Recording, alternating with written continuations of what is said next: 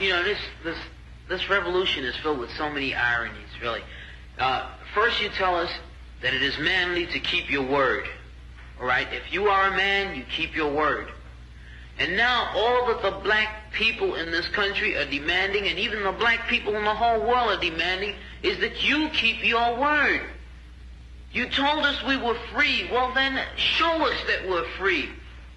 You told us that there is justice, equality for all in this country. Well then, stick to your word. And let us see the justice and equality for all. Or else admit to us that you're not a man, you're a worm, you're afraid of us, you're afraid to give us equal stand. You're afraid that if you give us equal ground, that we will match you and we will override you. And if that's what you're afraid of us, then tell us that just what you're afraid of. But don't keep hiding it from us and holding this up to us, and every time we ask you for something, you give us a little bit of something, and it's all tokenism. We don't want tokenism. And there are most black men in this world that don't want charity. And yet still every time we ask you for something, you give us a little piece, a little piece. You're playing games with us. We're not children. We're big men. I've seen my father have to put up with all kinds of stuff. He was a big man. He raised a family. He went down south, and he had to go around to the back door with his wife. We're not asking for anything. We're not asking for any favors. All we want is what's ours.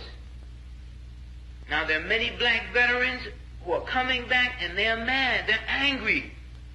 Do you think that they're going to sit down through this? Our fathers didn't have the knowledge that we had. They sat through it. But there are other black youth that are not going to sit through it. We know about Che. We know about Fanon. We've read the books of our revolution. We've listened to Mao and his quotations. We know where we stand. We're not going to sit for it. We're asking, and if we ask and we don't get, we're prepared to stand up and take it. If I ask a man, I tell a man I am hungry. I tell him I am cold. And I ask him to do something about my condition. And this man holds a loaf of bread right in front of me so I can see it, and I keep asking him, I'm begging him to please give me a slice of the loaf of bread. I am hungry. Then it is known by every psychologist that the next step in the progression is I am going to knock him upside the head and take the bread from him. I'm not going to starve to death. All we're asking, no one wants to see blood. No one likes the smell of blood. No one wants war. Anyone who's been in war doesn't want war. Everyone knows what it is to see the inside of a man's gut hanging out and see your friends die, see relatives die. No one wants to regress back to the state of mind where you have to think it's all for the cause, therefore my mother has to die, my wife has to die, my brothers and sisters have to die. No one wants that. But you're pushing us to it. You're leaving us no choice. We're asking, we're begging. The students up at Columbia, they ask. The brothers down south ask. The brothers in Latin America, the brothers in Africa, they're all asking. All they're doing is asking. Our fathers asked. Our grandfathers asked.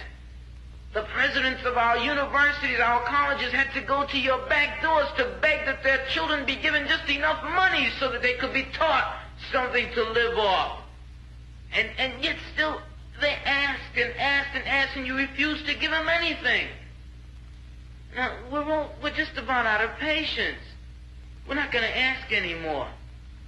The news media says that it's only the young that are militant, only the young that want this and want that. Okay, but we're 40% of the black population now.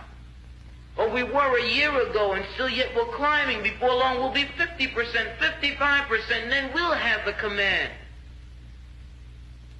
We're not going to take it. We're not going to take sitting in rotten parks and in places that just aren't fit for living. We're not going to take it.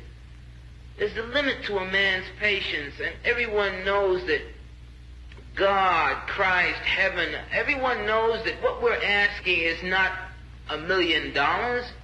All we're asking for is humanity. We're asking to be allowed to live like human beings.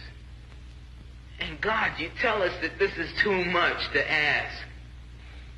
You're sick. You're definitely sick. How can you tell me that it's too much to ask to be a human being?